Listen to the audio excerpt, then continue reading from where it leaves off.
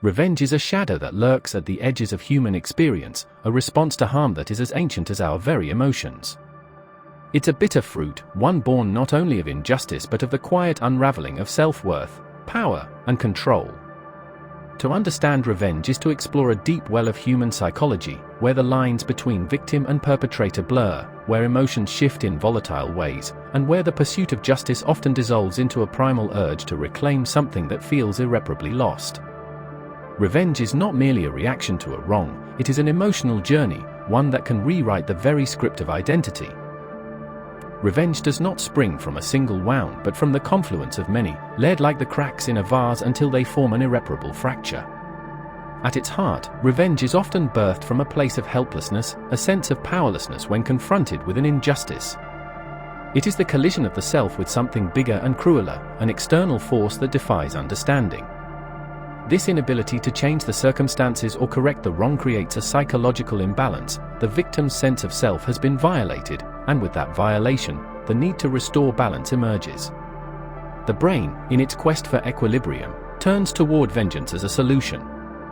It isn't simply an emotional outburst, it's the mind's response to a disruption in what it perceives as fairness or control. This isn't to say that all revenge is rational, in fact, it often flouts rationality in favor of emotional compensation. The desire for revenge is an echo of a deep-seated need to regain what was lost, not just materially, but existentially. It becomes a struggle for agency, a desperate attempt to take back power where it has been stripped away. The initial wound might be an insult, a betrayal, a loss, or a profound injustice. The moment the psyche recognizes it has been wronged, the first reaction is shock, followed by a deep emotional tremor. Over time, this tremor can deepen into something darker: resentment, humiliation, anger, and, ultimately, the desire for revenge. The psychological process is often slow, methodical. It begins with a need to understand the wrong and, in some cases, to rationalize it, and then it grows into the urge to correct it through a balancing act of retaliation. Revenge is never just about anger.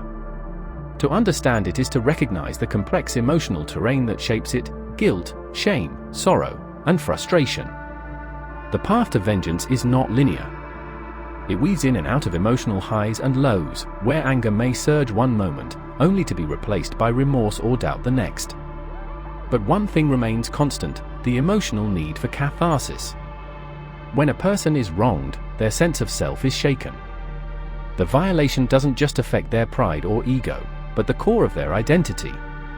In this space, the world can seem deeply unfair, and the desire for revenge becomes a way of recalibrating that balance.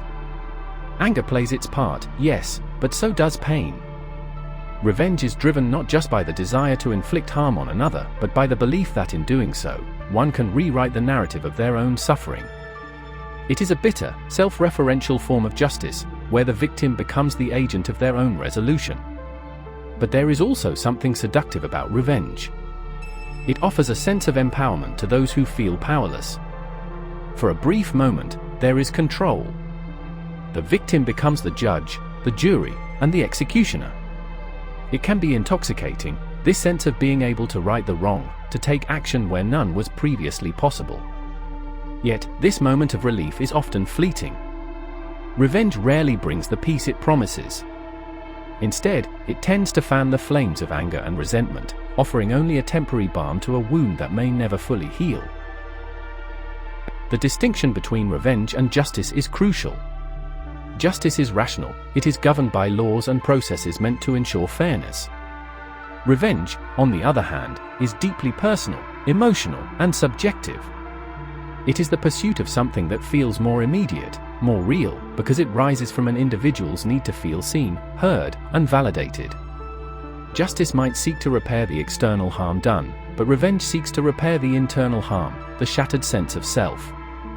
This is why, for many, revenge can feel more necessary than justice. Justice, with its slow-moving systems, may fail to restore the balance that the victim so desperately craves. But revenge is a personal act. It is immediate, visceral, and rooted in the depths of human emotion. In that moment of taking revenge, the victim may not be concerned with whether the punishment fits the crime or whether it serves the greater good. Instead, They are concerned with restoring the power balance, with asserting control over the situation, and, in many cases, asserting control over their own pain. Consider the story of the ancient Greek myth of Electra, who watches her mother's brutal murder at the hands of her husband, only to spend years plotting revenge. Her desire to avenge her father's death becomes her singular purpose, a consuming fire that overtakes her being. Electra's drive is not just one of justice, it is a need to right the wrong done to her family and, by extension, herself.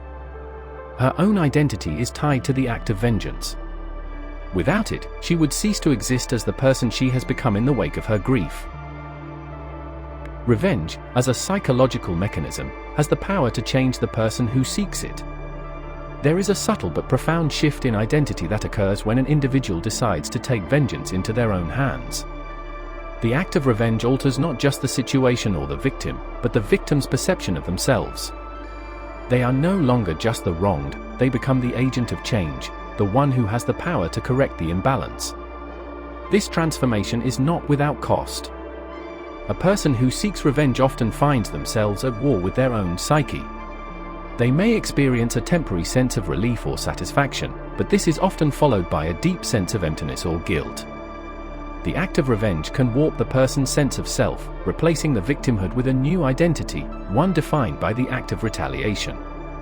This new self may come with its own set of psychological scars, as the individual grapples with the internal consequences of their actions. In some cases, revenge even becomes an anchor, a part of a person's identity that they can never fully let go of. This is often the case with people who have suffered prolonged trauma, where the pursuit of vengeance becomes intertwined with their very sense of purpose. They may find it difficult, if not impossible, to let go of the revenge, because in doing so, they would lose the part of themselves that has been sustained by the act of retribution. Finally, the emotional cost of revenge is not often visible at the moment of action. It is only in hindsight that the toll becomes apparent. Revenge is, in its essence, a transaction. The victim gives something of themselves in exchange for a fleeting sense of satisfaction. What is given in this exchange is not always tangible, it is the person's peace of mind, their capacity for forgiveness, and often, their ability to move on. There are few moments in human experience where the emotional cost is as high as it is with revenge. Once the act is committed, it can haunt the person who sought it for the rest of their life. The regret, the guilt, the knowledge that they have perpetuated the cycle of harm, all of this becomes part of the emotional landscape they must navigate. Revenge, ultimately, is a reflection of the human condition itself, deeply flawed, often messy, and deeply rooted in the need to repair a fractured sense of self. It is an act that promises redemption but delivers only a temporary relief, one that fades with the knowledge that revenge is not a true form of healing. The psychological journey of revenge is one of self-destruction and self-discovery, where the pursuit of vengeance becomes, in many ways, a mirror to the damage done to the self.